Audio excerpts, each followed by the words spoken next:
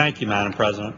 Madam President, a few weeks ago, when we debated the budget here on the floor of the Senate, I passed language into that budget resolution, Section 202A.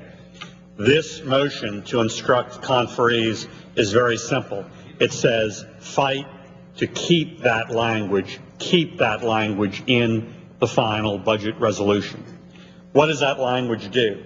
Well, it's real simple.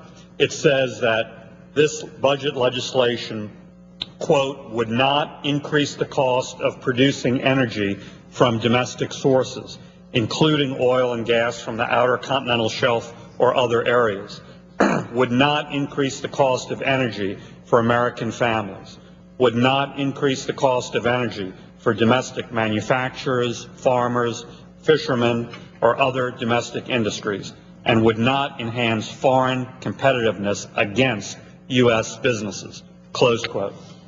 Madam President, that's a pretty simple, straightforward plea, and it's one we should keep in this budget resolution, fight and demand be retained in our budget.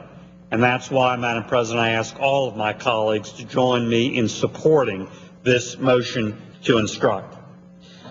It's real simple at a gut level, Madam President. New taxes kill jobs. New taxes kill jobs.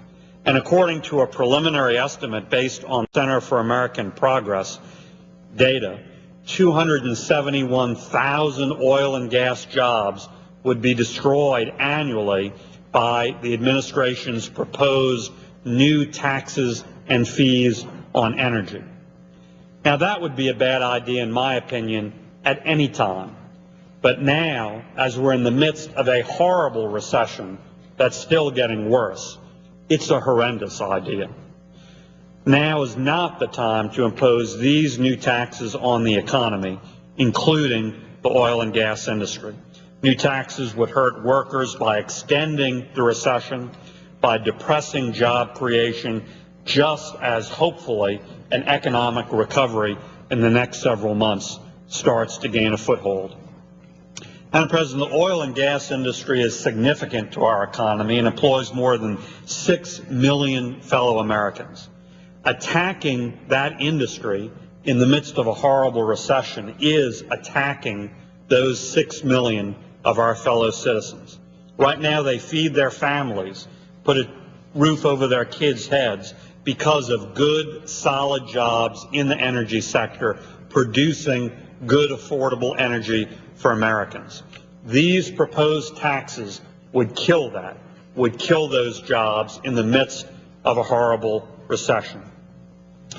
This is not brain surgery. We know from history, from practice, higher taxes in this sector result directly in less domestic energy, and restrained supplies lead to higher energy costs for consumers too. So in today's economy, that would stifle recovery and make Americans more dependent on foreign oil and natural gas. New taxes will make it more expensive for oil and natural gas companies to expand or initiate new exploration and development programs, and that would all mean fewer jobs for American workers. New taxes hurt businesses, threaten jobs, and they're passed on to consumers as higher prices. And higher taxes are a burden felt throughout the economy.